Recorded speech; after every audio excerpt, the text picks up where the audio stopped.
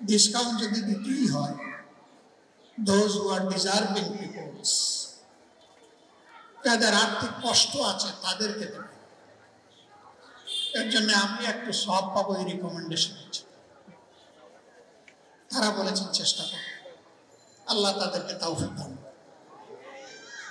এই দুইজন বিশেষজ্ঞ চিকিৎসক, প্রবীণ চিকিৎসক, দেশের খ্যাতিমান চিকিৎসক, তারা প্রতিদিন আমাকে কমপক্ষে একবার না দেখে তারা তাদের কর্মস্থল ত্যাগ করতেন না, এবং তাদের অসংখ্য সহযোগী আমার কেয়ার নিয়েছে।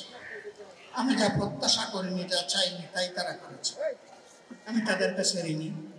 দোয়া করি আল্লাহ তাআলা দুনিয়া আখিরাতে তাদের সকলের মর্যাদা বাড়িয়ে দেন। এমনকি এই হসপিটালের একজন পরিচ্ছন্নতা কর্মী, যাদেরকে পেশেন্ট কেয়ার বলা হয়, তাদের থেকে শুরু করে সকলেই আমার প্রতি যে মমত্ববোধ দেখিয়েছে, আমি তাদের কাছে। আমার বাংলাদেশে চিকিৎসা নেওয়াটা ছিল, যারা অল্প কিছু হলেই, হাঁচি কাশি হলেই বিদেশে দৌড় দেন, তাদের সেই উদ্যোগের প্রতিবাদ। কেন যাবেন?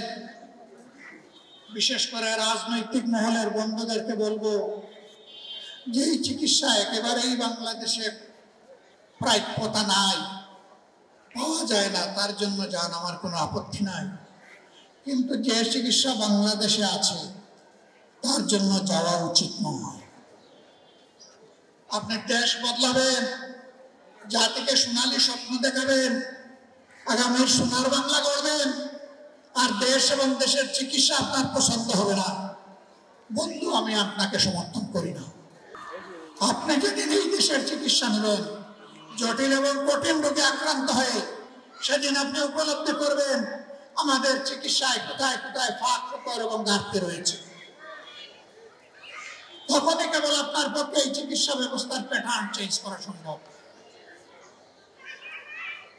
আমি জানি না আমি কতটুকু উপলব্ধি করতে পেরেছি, তবে হসপিটালে থাকাকালীন 10 দিন আমি এই বিষয়গুলো উপলব্ধি করার, বুঝার, জানার, শেখার চেষ্টা করেছি।